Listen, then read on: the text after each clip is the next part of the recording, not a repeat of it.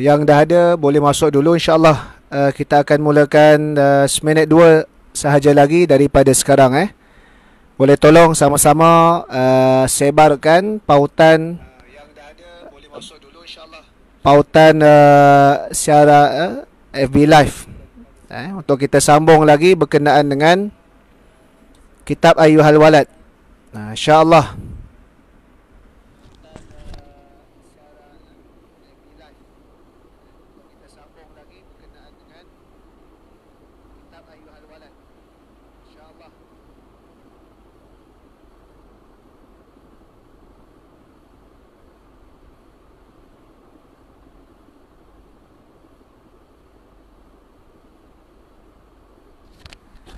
InsyaAllah seminit lagi kita akan mulakan. Yang dah ada boleh tunggu dulu, masuk dulu InsyaAllah.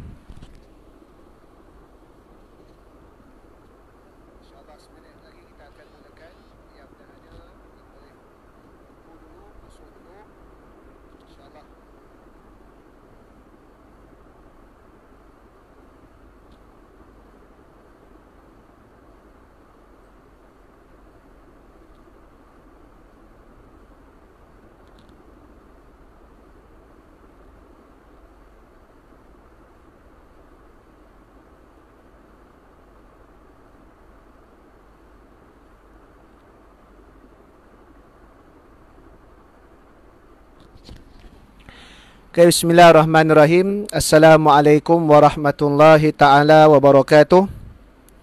Alhamdulillah nahmaduhu wa nasta'inuhu wa nastahdihi wa nastaghfiruh. Wa na'udhu billahi min syururi anfusina wa min sayyiati a'malina. Man yahdihillahu fala mudhillalah wa man yudlil fala hadiyalah. Asyhadu an la ilaha illallah wahdahu la syarikalah wa asyhadu anna sayyidana Muhammadan abduhu wa rasuluhu. Allahumma salli wa sallim wa barik ala sayyidil mursalin imamil muttaqin wa ala alihi wa ashabihi ajma'in wa tabi'in wa tabi'it tabi'in wa man istanna bisunnatihi ila yaumiddin, amma ba'd. Rabbi syrah li sadri wa yassir li amri wa hlul 'uqdatam min lisani yafqahu qawli. Alhamdulillah, syukur kita ke hadrat ilahi dengan izin dan limpahan kurniaan darinya. Kita masih lagi dapat sama-sama pada malam ni untuk menyambung perbincangan kita menerusi kitab Ayyuhal Walad karangan Al-Imam Al-Ghazali rahimahullahu ta'ala. Dan kita akan sambung pada malam ni, iaitulah perbincangan nasihat yang ke-20, 21 dan juga 22. Malam ni kita ambil lagi 3 nasihat sebagaimana semalam, kerana nasihat yang 20 dan 21 ni pendek-pendek. Nanti nasihat yang besok kita akan baca satu nasihat saja, nasihat yang ke-23, kerana nasihat yang ke-23 tu panjang. Jadi kita tak nak lajak masa yang terlalu jauh. Jadi besok kita baca satu nasihat saja yang ke-23 lah. Malam ni kita sambung nasihat yang ke-20, 21 dan 22. Jadi insyaAllah sama ada 13 April ataupun 14 April ni kita akan tamatkan. Dan kemudian kita akan buka kitab yang barulah untuk kita sama-sama mengisi masa, yang mana memang kebiasaan kita selang di antara Maghrib dan juga Isya ini adalah waktu kita berada di dalam majlis ilmu. Namun dalam keadaan PKP sekarang, kita tak dapat nak menghadirkan diri dan mengadakan majlis ilmu di masjid. Kita buat secara maya. InsyaAllah mudah-mudahan tetap Allah Ta'ala memberikan ganjaran dan menurunkan limpahan kurniaannya kepada kita semua insyaAllah.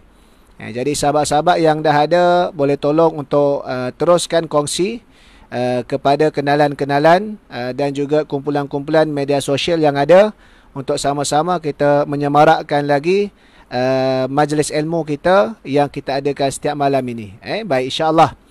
Kalau audio kurang jelas ataupun ada masalah teknikal, boleh maklumkan. Kita cuba untuk perbaiki supaya dalam keadaan yang terbaik perjalanan majlis ilmu yang kita adakan ini. Baik, baik. Ayyuhal Walad, kitab karangan Al-Imam Al-Ghazali. Kita akan masuk kepada nasihat yang ke-20. Yang mana nasihat yang ke-20 membincangkan berkenaan dengan hakikat ikhlas. Kata Al-Imam Al-Ghazali rahimahullahu ta'ala, wahai anakku yang tercinta, dan engkau juga bertanya kepadaku tentang ikhlas. Maka ikhlas itu bahawa engkau menjadikan segala amalanmu hanya untuk Allah Subhanahu wa ta'ala, dan hati engkau tidak merasa senang dengan pujian manusia, dan engkau juga tidak peduli dengan kecaman mereka. Itu maksud ikhlas yang diperjelaskan definisinya oleh Al-Imam Al-Ghazali rahimahullahu ta'ala. Yang pertamanya apa? Semua amalan kita laksanakan hanya untuk Allah. Itu yang pertama. Yang keduanya, kita tidak merasa senang dengan pujian manusia. Dan yang ketiganya, kita tidak berasa dan tidak peduli tentang kecaman manusia tersebut. Sebab itu dalam amalan kita, sebelum daripada ini, nasihat-nasihat beliau yang menekankan berkenaan dengan ilmu dan mesti beramal ke atas ilmu tersebut. Maka dalam kita beramal, kita faham bahawasanya syarat asas untuk diterima sesuatu amalan itu adalah ikhlas. Ikhlas ni benda yang mudah disebut, namun hakikatnya amat payah untuk dicapai. Umpamanya, sebagaimana seekor semut yang berwarna hitam berada di atas batu hitam pada waktu malam. Begitulah yang dianalogikan bahawa ikhlas ni adalah perkara yang sangat sulit, yang mana ia menjadi rahsia di antara seorang hamba dengan Tuhan dia. Sirrun baina abdi wa rabbih. Ikhlas ni benda rahsia di antara seseorang hamba dengan Tuhan dia. Sebab itu Imam Ghazali sebut, semua amalan kita adalah semata-mata dibuat kerana Allah, apa sahaja. Sebab itu pernah saya sebutkan sebelum daripada ini, kadang-kadang definisi ikhlas kita dari sudut bahasa dan juga dari sudut syaraknya adalah berbeza. Ikhlas dari sudut bahasa kita tak nak apa-apa. Dan akhir sekali orang kafir pun boleh ikhlas. Dia bagi hadiah kepada kita, dia kata terimalah. Mungkin kita ada orang rakan ataupun rakan sejawat di pejabat, di sekolah, di kejiranan yang bukan Islam, kafir lah. Dia pun bagi hadiah kepada kita, dia pun kata pada kita, ambillah, saya tak nak apa-apa balasan, saya ikhlas ni. Pada bahasa, ialah ikhlas. Sebab maksud ikhlas pada bahasa tak nak apa-apa. Tapi dari sudut syarak, adakah ia ikhlas? Tidak. Sebab ikhlas mesti asasnya membuat sesuatu kerana Allah. Bagaimana orang kafir boleh ikhlas sedangkan dia tidak beriman dengan Allah? Sebab itu ikhlas, buat apa sahaja kerana Allah. Adapun martabat ataupun makam ikhlas tadi itu, sebagaimana yang kita tahu ada 3 peringkat. Sama ada kita buat nak mendapatkan ganjaran, tapi ganjaran tadi itu mesti sah daripada nas yang ada pada Al-Quran dan juga sunnah. Ataupun kita buat satu amalan kerana kita takutkan azab. Dan yang paling tinggi sekali, buat semata-mata redha Allah Subhanahu wa ta'ala. Dia tidak berkira-kira sangat terhadap ganjaran kerana Allah Subhanahu wa ta'ala Maha Pemurah dan tidak akan memungkiri janji. Dia tidak risau tentang ganjaran tersebut. Yang dia risau adalah kehambaan dia. Itu paling tinggi sekali lah. Dan bila kita sebut ikhlas, nak muhasabah diri kita, sama ada benarkah kita ikhlas ataupun tidak untuk muhasabah diri kita. Bukan kita nak scan orang lain. Yang disebutkan oleh Imam Ghazali 2-3 tadi tu, yang mana yang kedua, kita tak berasa senang dengan pujian manusia. Yang ketiga, kita tidak peduli dengan kecaman manusia. Kerana apa disebutkan tidak senang dengan manusia? Bimbang dengan pujian tadi itu menyebabkan niat kita lari. Akhir sekali kita buat sesuatu kerana nak mendapat perhatian manusia, untuk disanjungi, untuk disayangi dan untuk mendapat pujian. Maka itu adalah kita panggil amalan yang tidak ikhlas, malah ia adalah amalan yang riya. Membuat sesuatu kerana nak menunjuk kepada manusia supaya manusia beri perhatian pada dia. Ini ada antara amalan orang munafik kalau buat sesuatu kerana riya untuk mendapat perhatian manusia. Sebagaimana dalam ayat Al-Quran Al-Karim, Allah Ta'ala mendedahkan perangai orang munafikin. Mereka ini orang yang wa idza qamu ila sholati qamu kusala yurauna an-nas wala yadhkurunallaha katsira. Mereka tidaklah mendirikan semayang, melainkan mendirikan juga dalam keadaan bermalas-malasan, dalam keadaan malas. Kerana apa? Hakikat tak nak semayang, tapi yurauna an-nas, tapi nak tunjuk kepada manusia. Kalau dia tak semayang, nanti manusia kata dia malas. Kalau dia tak semayang, nanti cam sangat manusia akan nampak dia ni adalah orang munafik, maka semayang juga, semayang dalam keadaan yang malas. Kerana apa? Supaya nak manusia kata dia juga kalangan orang yang beriman, nak dapat perhatian manusia. Sebab itu mereka yang buat amalan ikhlas kerana Allah Subhanahu wa taala, sekalipun manusia tak puji, dia tetap akan buat amalan tersebut kerana ganjaran daripada Allah adalah suatu yang pasti. Itu yang paling penting sekali. Hatta kalau manusia kecam, dia tak peduli. Kerana apa? Kerana yang paling utama adalah redha Allah Subhanahu wa taala untuk dicapai. Buat kerja Islam kadang-kadang bukan mendapat penghargaan. Kadang-kadang ucapan terima kasih pun orang tak ucapkan. Orang kecam lagi adalah. Namun kalau dia buat amalan tadi itu memang ikhlas kerana Allah, dia tidak akan futur. Dia tidak akan putus asa. Dia tetap akan melaksanakan amalan dia tadi. Kerana apa? Kerana kecaman manusia tadi itu adalah nafsu manusia yang tidak suka kepada agama Allah Subhanahu wa taala.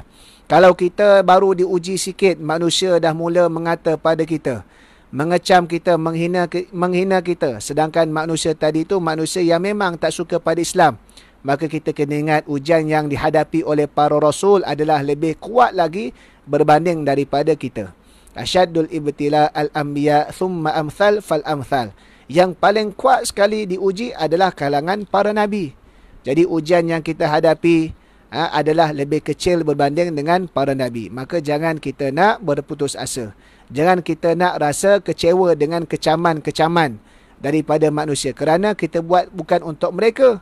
Bukan kerana mereka. Tapi kerana Allah Ta'ala menjanjikan ganjaran yang cukup hebat bagi orang-orang yang melaksanakan kerja-kerja Islam. Apa ganjaran dia? Di antaranya, mereka berjaya di akhirat kelak. Wal takum minkum ummatun yad'una ilal khair wa ya'muruna bil ma'rufi wa yanhauna 'anil munkar wa ulaika humul muflihun.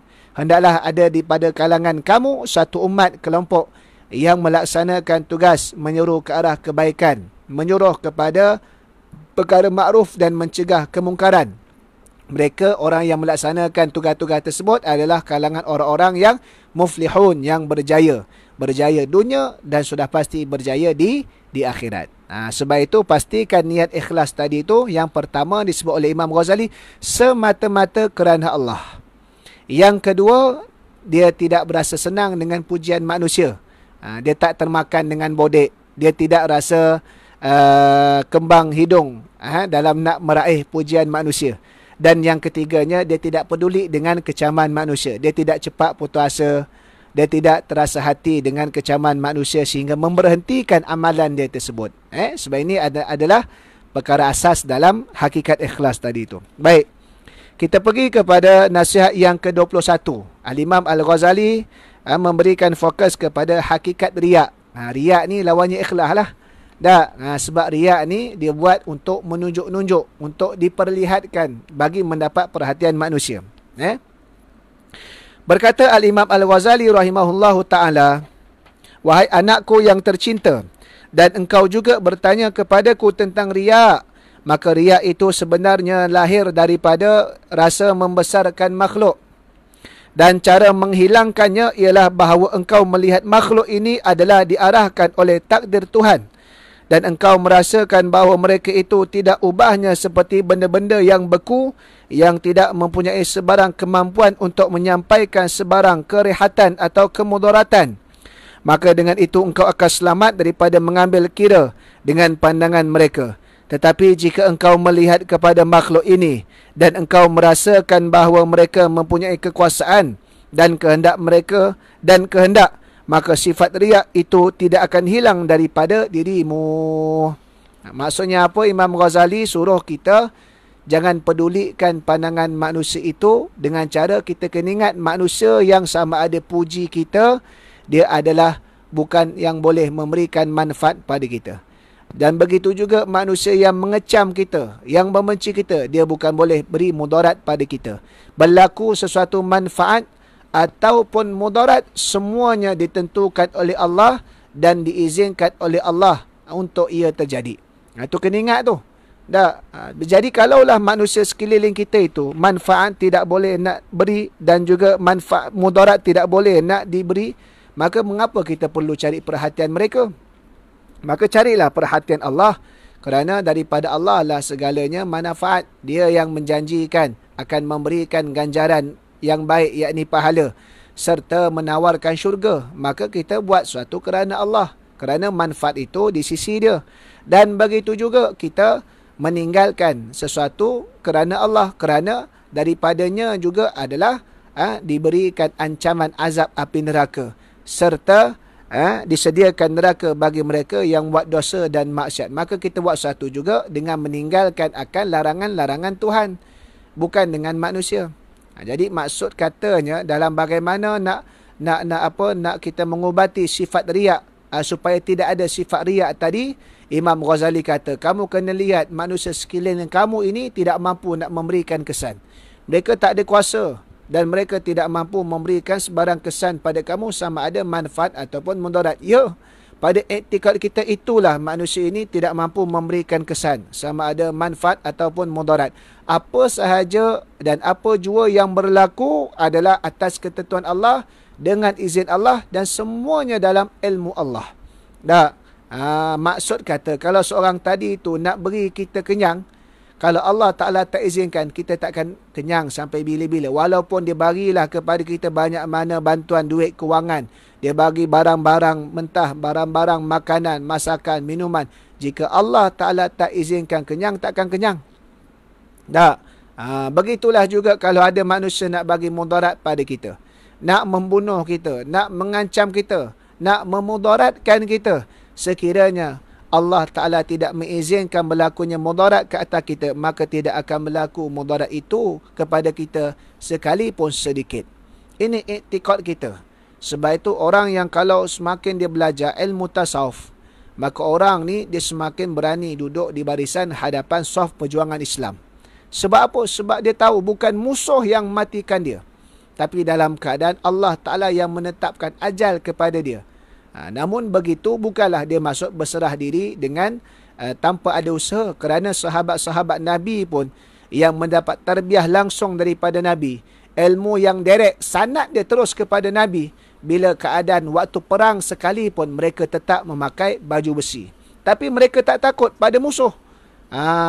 Maka kena seiringan di antara i'tiqad sebagai pasak dan asas dalam kehidupan dengan usaha kita sebagaimana yang disyariatkan kepada kita. Sahabat-sahabat sekalipun tak takut mati dan mereka mencari syahid, yakni mati, tetapi mereka tetap memakai baju besi, berlawan di medan jihad dengan keadaan bersungguh-sungguh, bukan dengan mendedahkan diri kepada kematian begitu saja. Mereka sakit, dalam keadaan mereka tetap meminta kepada Allah akan syifa, akan ubat, akan penyembuh. Namun dalam masa yang sama mereka berusaha dengan merawat. Ini maksudnya seiringan, tapi asas i'tikad kita jangan kita lari, jangan kita goyang. Sebab itu riak tadi itu berlaku apabila kita membesarkan makhluk. Imam Ghazali kata, kerana apa maksud membesarkan makhluk? Kerana kita menganggap dia yang boleh memberikan manfaat pada kehidupan kita, maka kita nak buat sesuatu, nak tunjuk pada dia, maka jadilah riak tersebut. Sebab itu cara dia nak mengubati manusia tadi itu adalah makhluk. Mereka ini hanya sekadar makhluk, adapun yang mempunyai kuasa mutlak, yang memiliki segala kemewahan, keagungan, manfaat dan juga yang mampu memberikan akan mudarat dan ujian hanyalah Allah Subhanahu wa ta'ala. Jikalau begitu, mengapa kita buat amalan untuk dipertontonkan kepada manusia? Maka yang paling penting amalan tadi itu mendapat pandangan daripada Allah. Allah reda, Allah terima, maka itulah yang paling utama dalam sesuatu amalan yang kita lakukan. Sebab itu contoh macam apa sahaja ibadah. Contoh ibadah sunat sekalipun. Sebagaimana macam sekarang ni, sumbangan-sumbangan. Kalau begitu boleh tak nak dipertontonkan kepada manusia? Boleh, dengan syarat hati tadi tu tidak riak. Ikhlas dan menjauhi riak ini amalan hati, bukan amalan tangan. Alladzina yunfiqu nafis sarra'i wad dharra wal kadhim. Tu habis. Mereka yang infak dalam keadaan senang ke susah ke. Dan begitu juga billaili wan nahari sirran wa alaniyah. Mereka infak sama ada waktu malam ke, pagi ke, dalam keadaan rahsia, sembunyi ataupun terang-terang ke, maka sama sahaja. Ada keadaan yang mana memerlukan diperlihatkan, bukan untuk mendapat pujian manusia, tapi nak menunjukkan suasana positif. Alhamdulillah, bantuan sampai. Duit yang diperuntukkan itu, yang diamanahkan, dilaksanakan sampai barangan tersebut kepada ahli dia. Untuk menjadi sebagai motivasi. Akhir sekali orang ramai pun nak menyumbang juga pun boleh. Kerana kerja ikhlas adalah kerja hati. Menjauhi riya adalah kerja hati. Sebab itu ada satu artikel juga yang telah kita buat beberapa hari sebelum daripada ini. Islam dan sedekah. Maka boleh baca di sana. Maka soal pekerjaan hati adalah pekerjaan dalaman. Buatlah apa saja selagi mana hati tadi itu dikawal, dirasa, maka itu adalah yang terbaik. Adapun berbeza sama ada, patutnya tak payah post dekat Facebook lah, patutnya itu adalah kita panggil teknikal, tak sama. Kalau mereka yang melibatkan pimpinan, mereka yang melibatkan untuk sebagai satu public figure, ikon, ada keperluan dan juga ada manfaat yang lebih besar dengan dia muat siarkan aktiviti kebajikan dia. Supaya apa? Supaya orang nampak gerak kerja Islam. Supaya orang termotivasi. Supaya tertutupnya mulut-mulut mereka yang mana nak memfitnah kepada perjuangan Islam. Maka dia ada manfaat. Maka ia berbeza teknikal. Jangan kita nak hukumkan semuanya sama. Asasnya hati. Kalau begitu nanti tak boleh nak cerita langsung ke orang. Nanti laporan dalam mesyuarat agung tahunan tak bolehlah nak dilampirkan. Tapi kita lampirkan selagi mana apa yang kita buat tadi itu, pertama pekerjaan hati dia betul-betul jaga. Yang keduanya, apa yang dipertontonkan itu ataupun yang diperjelaskan itu adalah tidak bercanggah dengan syariat dan memang tidak ada sebarang penyelewengan atau penipuan. Dan yang ketiganya, sekiranya ada manfaat yang besar, maka menjadi keutamaan dia untuk dipertontonkan. Contoh kalangan tok-tok guru, dia nak mendidik masyarakat dalam keadaan kita berhadapan dengan musibah pandemik COVID-19 ini, maka dia dirakamkan bacaan doa dia, dirakamkan munajat dia, dirakamkan tazkirah dia, dan disebarkan menerusi video-video rakaman media sosial, YouTube, Facebook, apa sajalah kita panggil. Dalam keadaan kerana apa? Nak mendidik masyarakat. Sebagai kondisi dia seorang tuan guru, seorang alim ulama dalam nak mendidik masyarakat, ini bacaan-bacaan doa, zikir-zikir, munajat yang boleh diamalkan supaya Allah Subhanahu wa taala mengangkat wabak pandemik COVID-19 ini daripada negara kita. Maka dipertontonkan. Dia tidak riak, tapi dipertontonkan kerana ada keutamaan dalam nak mendidik masyarakat dengan kondisi dia tadi itu yang influence the others, iaitulah mempengaruhi orang lain. Maka itu adalah terlebih baik. Baik. Jadi hakikat riak ni jangan sampai kita mengharapkan daripada sebarang makhluk, kerana makhluk tadi itu tetaplah makhluk sebagaimana kita. Apa sahaja kebaikan atau apa sahaja ujian yang menimpa kita, semuanya atas izin dan ketentuan daripada Allah. Maka sebab itu, jagalah amalan kita semata-mata kerana Allah Subhanahu wa ta'ala. Baik. Kita masuk nasihat yang ke-22. Jangan engkau banyak bertanya, tetapi hendaklah engkau banyak beramal. Jangan banyak bertanya, tapi banyak beramal.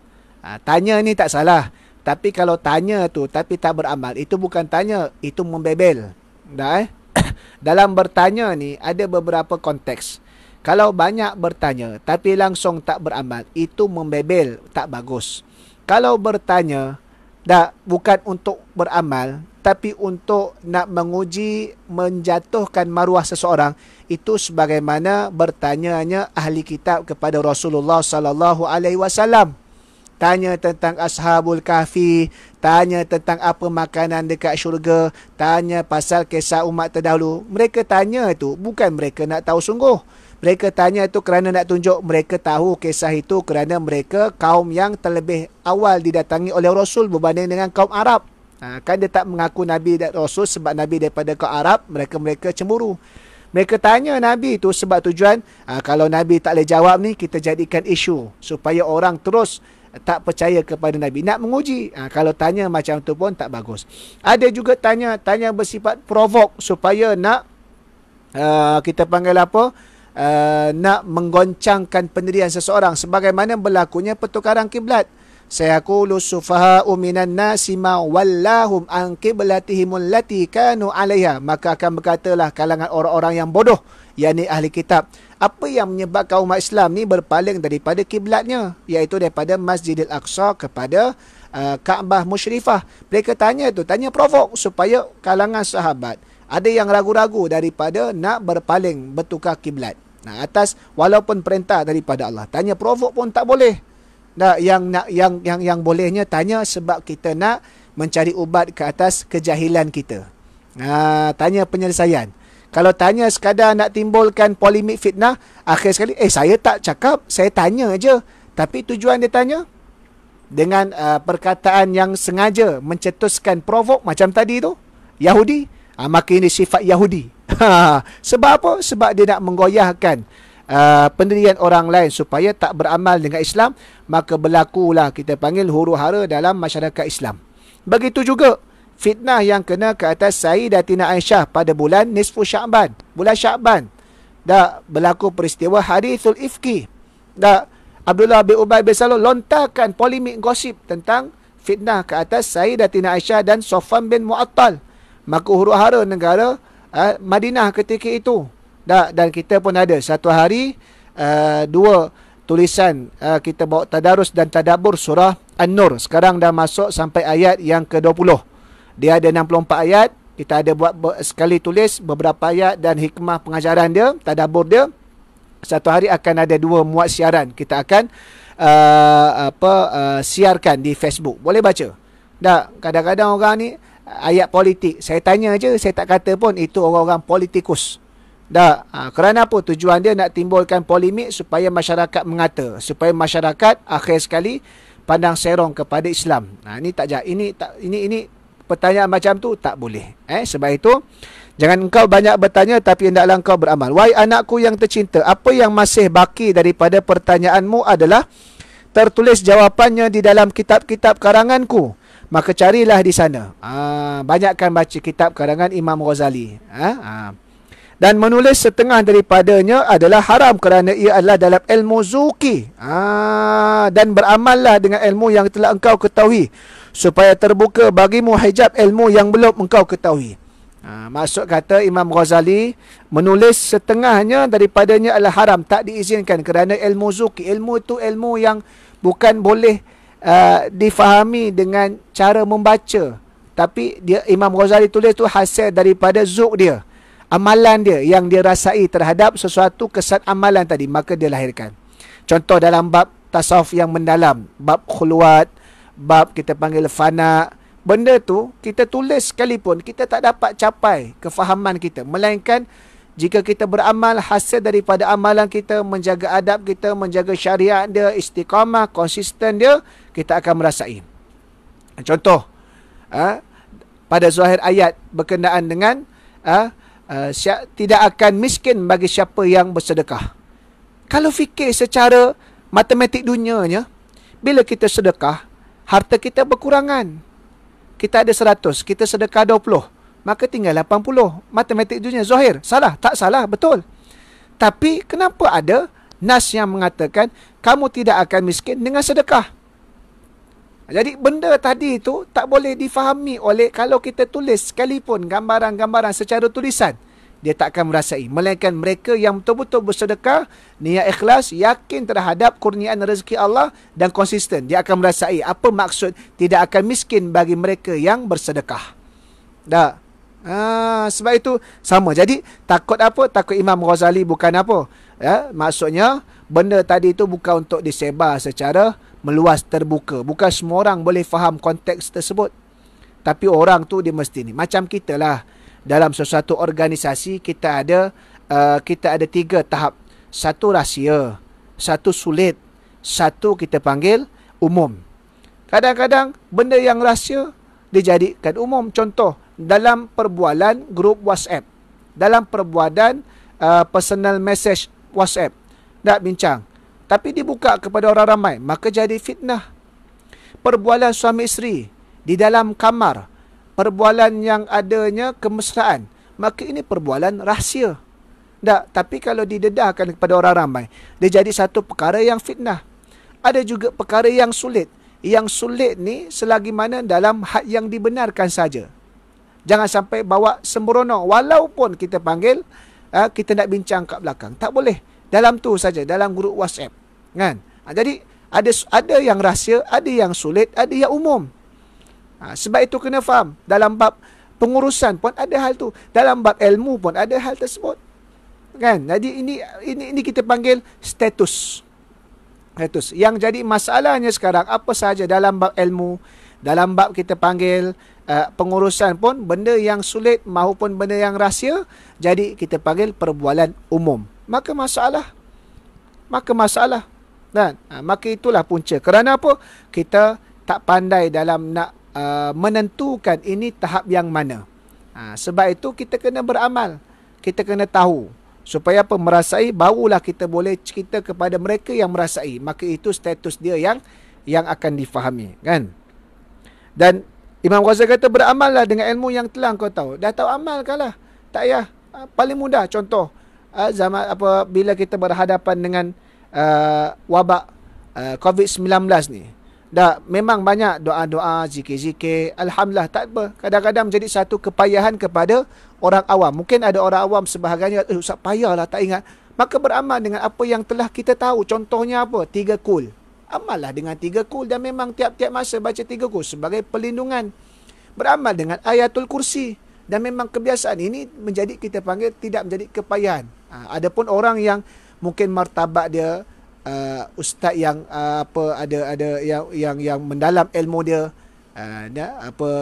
alim ulama, dia nak baca doa-doa yang lebih mendalam, yang bukan kebiasaan wirid harian, maka terserah pada mereka, tahap mereka. Adapun orang awam nanti, kan, contoh orang tu zikir selepas semayang, doa pas semayang pun tak berapa nak hafal, yang biasa tiba-tiba nak suruh zikir yang agak asing pada dia.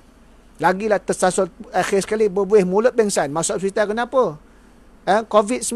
Tak, dia baca zikir sampai berbuih mulut sebab dipanggil tergagap-gagap. Maka biasa, amal apa yang ada. Hasil daripada tu, dia akan merasai. Supaya terbuka bagimu hijab ilmu yang belum engkau ketahui. Merasai zuk tadi tu. Wahai anakku yang tercinta, selepas hari ini janganlah engkau banyak bertanya kepadaku daripada segala kemusykilanmu, kecuali hanya dengan lidah hatimu. Jangan tanya, melainkan benda itu memang datang daripada perasaan kamu. Tak, bukan orang sekarang ni suka nak tanya. Tak, Ustaz apa hukum kita, Ustaz Ustaz lembu kan bukan mukallaf, haiwan bukan mukallaf, lembu bukan mukallaf. Maka apa hukum saya telanjang di hadapan lembu? Tanya tu untuk apa? Tanya tu sekadar nak tahu, sekadar nak rasa kelakar. Nak beramal ke? Nak suruh telanjang depan lembu ke? Masalahnya. Kan? Jadi ada tanya tu pada lisan. Semata-mata sekadar nak tahu. Kan? Tapi pada lisan hati tidak. Tu lisan hati tu sebab dia memang nak tahu. Boleh ke ajarkan, boleh ke puasa selepas nisfu Syaban? Tanya tu sebab nak tahu. Sebab apa? Kalau boleh nak puasa, kalau tak boleh dia akan tinggalkan. Kalau tak boleh, kecuali sekian-sekian, maka kalau ada yang kecuali yang diperbolehkan, dia akan buat. Macam ni lah. Kadang-kadang kita beli barang, kita bawa ke rumah sahabat kita. Dia sebagai manis bicara, dia bertanya, berapa ringgit tu? Dia tanya tu, adakah dia tanya selepas ni nak cari beli pula untuk dimakan dengan ahli keluarga, ataupun sekadar nak tahu tanya saja. Kadang-kadang ada orang buat tanya, kan? Contoh ambil, dah bawakan buah tangan pada berapa ringgit tu beli tu, asal tu. Dia tanya tu bukan nak beli. Maka gitulah, tanya tu daripada bab ilmu ni, daripada lisan hati supaya nak beramal. Dan ini adalah berdasarkan kepada firman Allah Subhanahu wa taala, walau annahum sabaru hatta takhruja ilaihim lakana khairal lahum. Surah Al-Hujurat ayat 5, maksudnya seandainya mereka bersabar menunggu sehingga engkau Muhammad keluar menghadapi mereka, maka itu adalah sesungguhnya lebih baik bagi mereka. Poin di sini adalah sabar, jangan gopoh. Sebab dalam kisah Al-Hujurat ini ada orang-orang yang datang nak segera mendapatkan jawapan, respon balas daripada Nabi SAW sehingga memekik-mekik nama Nabi, nak paksa Nabi keluar. Ini juga kita apa-apa juga keadaan. Contoh, kita berada satu organisasi, kita ahli bawahan. Tanya, bila nak jawab? Bila nak jawab? Apa ni, jawab pun susah. Pimpinan poyo, pimpinan lemah lah apa. Padahal dia nak jawab status untuk pimpinan kepada umum, kadang-kadang makan masa. Kerana apa? Satu, nak merangka ayat yang rasmi. Yang keduanya, mungkin tak sesuai nak jawab secara umum. Kerana bimbang. Tadi itulah maklumat tadi tu rahsia, sulit atau umum. Mungkin hanya untuk sulit.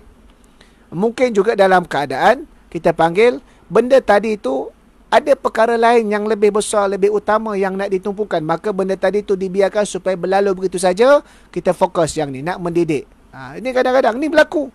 Maka baca Quran tadi sebagai panduan. Kadang-kadang kita ni mengaku je baca Quran, tapi baca sehari berapa juzuk, tak fahamnya berapa banyak. Maka akhir sekali tindakan kita tu kurang dipandu oleh Quran. Akhir sekali kita buat teori kita sendiri. Maka itulah yang jadi masalah. Dan terimalah nasihat Khidir alaihissalam ketika ia berkata kepada Nabi Musa alaihissalam, "Fala tas'alni an syai'in hatta uhditha laka minhu dzikra." Suratul Kahfi ayat 70. Kisah bagaimana Allah memerintahkan Nabi Musa berjalan mengambil hikmah daripada Nabi Khidir.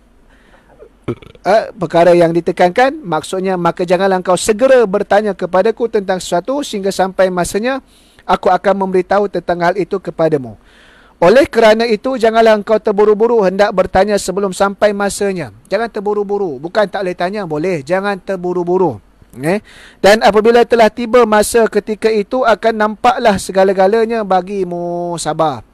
Sebab itu, kalau dalam adab kita berilmu sekalipun, kalau di luar kelas pengajian, di luar waktu pengajian kita dengan seseorang, kita nak bertanya, minta izin dulu. Kerana apa? Kerana ia adalah waktu yang diperuntukkan oleh seseorang guru tadi tu untuk hal lain. Mungkin hal dia kelas dia sekian 9 sampai 11. 11 sampai 12. Dia ada hal dengan keluarga, ada hal dengan anak-anak pula. Maka kita nak paksa dia jawab. Kadang-kadang benda tadi tu tak kena masa. Kadang-kadang walaupun kita jawab, kita tanya, dia tak jawab. Bukan maksudnya dia tak nak jawab. Mungkin kerana dia ada hal lain. Mungkin kerana ada satu jawapan yang memerlukan dia rujuk kepada rujukan kitab ataupun tanya orang yang lebih alim pada dia supaya jawapan dia lebih konkret dan lebih tuntas. Ini kadang-kadang kita tak sabar. Sebab itu bila baca kisah dalam suratul Kahfi, salah satunya kisah Nabi Khidir dan juga Nabi Musa, poin dalam tu adalah sabar. Berapa ramai yang tak sabar? Firman Allah Subhanahu wa taala, "Saurikum ayati fala tasta'jilun." Surah Al-Anbiya ayat 37. Maksudnya, selagi akan aku perlihatkan akan kamu akan tanda-tanda kebesaranku, maka jangan kamu terburu-buru mendesak aku. Macam orang-orang Bani Israel. Mereka mendesak kepada Nabi Musa alaihissalam untuk melihat Allah. Melihat, mendesak. Sedangkan kalau nak lihat Allah, beriman tu di dunia ni, buat amalan soleh, ikut akan ajaran yang diajarkan, mudah-mudahan masuk ke dalam syurga dan diberikan nikmat boleh melihat zat Allah Subhanahu wa taala. Tapi mendesak, itu pun sebenarnya alasan. Hakikatnya mereka tak nak beriman, tapi nak buat alasan, nak tengok dulu baru nak beriman. Sama macam bila ujian ke atas Nabi kita Muhammad sallallahu alaihi wasallam, ditanya pula, kenapa bukan malaikat yang diturunkan sebagai rasul? Kalau malaikat turun sebagai rasul pun, nanti mereka buat alasan pula, macam manalah kami nak ikut malaikat, kan lain malaikat fitrah dia lain, kami manusia fitrah dia lain. Maka apabila Nabi Muhammad manusia diangkat sebagai rasul, mereka rasa mereka juga manusia, kenapa tak dipilih mereka? Mereka tanya pula, kenapa tak diberikan harta yang banyak kepada ni Rasul Muhammad ni? Sebab mereka ni golongan bangsawan ni melihat satu benchmark, kena materialistik, kena kaya baru nak ikut. Ni semua ada dalam surah Al-Furqan, salah satu surah yang menceritakan tentang perihal tersebut. Kita dah buat tadarus dan tadabbur surah Furqan pada 30 Mac sampai 3 April baru-baru ni. Boleh dapatkan 5 rakaman siri tersebut di dalam channel YouTube Zuhairi Saiman. tekan, ada senarai main playlist. Maka kita boleh tengok 70 berapa ayat 77 76 lebih kurang gitulah ayat berkenaan dengan surah Al-Furqan. Baik. Maka jangan engkau bertanya sebelum tiba masanya, dan yakinlah bahawasanya engkau tidak akan sampai ke penghujung jalan kecuali apabila engkau terus berjalan. Yang penting kita beramal, yang penting kita istiqamah, yang penting kita meletakkan kepercayaan kepada janji-janji Allah. Tak, mata nasrullah bilalah nak turun, bantuan daripada Allah. Tak, mata sa'ah bilakah kiamat. Tak, ditanya di desak-desak. Akhir sekali Nabi tanya, apa yang kamu sediakan untuk hari kiamat? Yang paling penting adalah persediaan kita untuk hari kiamat, bekalan akhirat. Sebab itu contoh, bila berlakunya ataupun kita membaca hadis fitan, hadis tentang ujian akhir zaman, tanda-tanda kiamat, bukan untuk kita jadi tukang nujum. Tarikh ni sebelum 2020, sebelum 2030 tak kiamat dia mesti selepas 2030. Berlakunya pada tengah bulan ni, 15 hari bulan sekian. Bukan suruh jadi tok nujum. Kalaulah ada orang yang menceritakan secara rigid angka, maka itu adalah karut yang tak boleh dipercayai. Adapun interpretasi kajian-kajian yang menunjukkan tentang benarnya sesuatu hadis, sesuatu peristiwa berdasarkan nas-nas Al-Quran dan hadis itu, maka ia boleh diterima, tetapi tidak ada satu interpretasi yang muktamad, hanya dia sahaja. Nas wajib diimani, tapi interpretasi kajian manusia selagi mana berdisiplin boleh ambil pengajaran, tetapi tidak boleh mana-mana nak claim hanya kajian dia saja yang paling betul, kajian orang lain terus tolak. Tak boleh, sebab interpretasi bukan nas, adalah kajian daripada manusia. Tapi nas yang sahih tentang perkara tersebut wajib diimani tanpa ragu-ragu. Itu beza dalam bagaimana kita nak beramal dan berinteraksi dengan hadis fitan. Ini pun kita ada tulis artikel, boleh cari dalam halaman ataupun Facebook Abezu Saiman. Beramal dan berinteraksi dengan hadis fitan, bagaimana disiplin dia tadi tu. Baik. Firman Allah Subhanahu wa taala, awalam yasiru fil ardi fayanzuru. Surah Fatir ayat 44, maksudnya apakah mereka tidak mahu berjalan di atas muka bumi ini lalu mereka dapat melihat segala sesuatu untuk mencari iktibar? Maka saranan daripada Al-Quran pun suruh kita berjalan. Masuk berjalan di sini apa? Dalam kehidupan kita ni kita mesti melihat kebesaran Allah pada segenap sudut. Sehingga kan pada ciptaan-ciptaan kejadian makhluk yang Allah Ta'ala ciptakan, di sana adanya tanda-tanda kebesaran, tanda-tanda keagungan, keesaan Allah. Sebab itu bila kita memandang sesuatu, kena pandang yang mana membawa kita mengasihi Allah. Kita pandang kesihatan, orang sihat, kita pun kata sihat ini kurniaan daripada Allah. Kita pandang akan satu sakit, maka kita memperingatkan tentang betapa besarnya nikmat sihat yang Allah Ta'ala berikan sehingga Allah Ta'ala cabut. Sebab itu Nabi sebut, kafa bil mauti wa'idhan. Cukuplah, memadailah dengan kematian yang berlaku di sekeliling kamu sebagai satu peringatan. Maka tengok mati pun teringat Allah.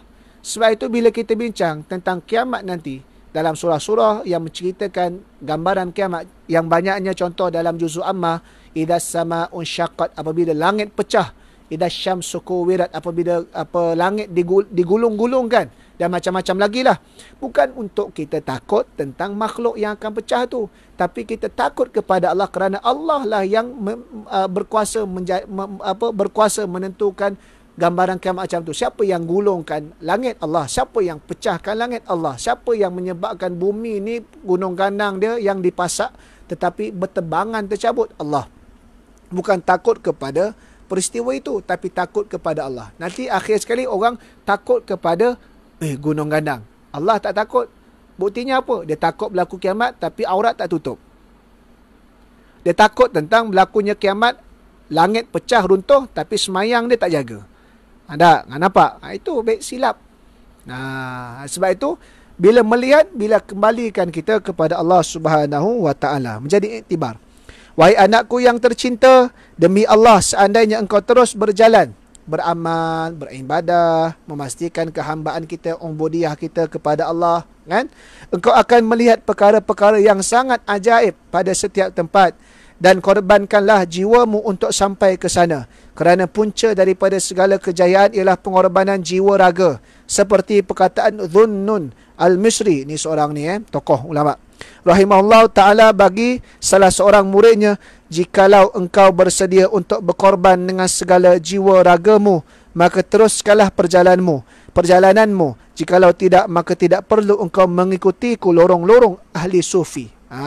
Jadi dalam beramal, dalam bab kita panggil khususnya sampai tahap tasawuf, makrifat kepada Allah, maka perkara tadi tu kita akan rasain.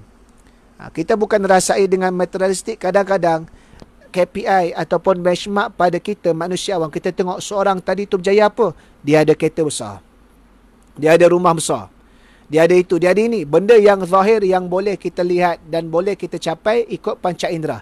Tetapi dalam bab perhambaan, keabdian diri kepada Allah Subhanahu Wa Taala tidak diukur dengan materialistik. Contohnya macam apa? Contohnya kita melihat orang yang bekerja sebagai tukang sapu sampah, tukang pembersihan ni sebagai orang yang biasa. Walhal mana tahu di sisi Allah pahalanya berganda-ganda. Kerana apa? Bersihnya tempat itu kerana dia melaksanakan tugas dia dengan baik. Orang yang menjadi contoh kalau kita di masjid, kadang-kadang siap masjid, siap ni orang tak pandang mana pun. Yang lebih menonjol imam dan Bilal. Kerana apa? Bilal suaranya diperdengarkan setiap waktu. Imam dia memimpin manusia dalam solat fardu. Siap orang nampak, orang tak kenal. Kadang orang tak kenal pun siap. Kadang-kadang kalau kenal siap, orang buat pelekeh. Tiba-tiba nampak ada sampah di masjid. Mana siap masjid ni? Tak buat kerja ke apa? Walhal yang buka pintu paling awal untuk sembahyang subuh siap. Dan yang paling lambat balik kerana nak tutup pintu selepas mana selesai solat isyak dan program malam, ceramah sebagainya, siap lah. Tapi ada orang nampak siap ni, orang anggap siap ni biasa je. Nama pun siap, duk kerja kat dapur, tolong hidang makanan, hidang air, hidang kuih untuk ustaz, untuk berceramah. Beza imam. Imam kita panggil, dia dengan pakaian dia, jubah dia, serban dia, dia pula memimpin, memegang mikrofon. Bila nak semayang, luruskan saf, rapatkan saf.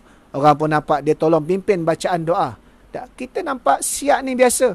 Walhal mungkin jika dia ikhlas, dia berkorban kerana Allah, menurut syarat-syarat syariat dia lebih mulia daripada orang lain. Kerana apa? Dia datang paling awal nak buka pintu masjid dan paling lewat balik kerana nak tutup pintu masjid selepas selesai semua urusan. Kita datang dengan kuliah, ada jamuan makan, balik. Siap tak balik lagi. Sebab itu ada ukuran dalam kehambaan di sisi Allah. Dia bukanlah bersifat materialistik, berbeza dengan pengurusan dunia. Kalau kita tengok, kenapa dia berjaya? Dia ada title. Kenapa dia berjaya? Dia ada pangkat dia. Dia ada rumah dia besar, kereta dia besar. Maka dia ada sekian. Ini berjaya. Berjaya pada ukuran manusia. Tapi pada kehambaan, dia tidak dilihat pada materialistik tersebut. Tetapi sejauh mana dia mengamalkan amalan dia tadi itu, dan dia betul-betul bersungguh dan meyakini janji Allah, maka orang tadi itu adalah orang yang tinggi di sisi Allah. Kita tidak mampu nak muhasabah atau sekian orang. Diri seseorang itu yang mampu merasainya. Rahsia itu di antara dia dengan Tuhan dia. Ukuran yang zahir, sekadar muhasabah yang boleh kita buat untuk diri kita.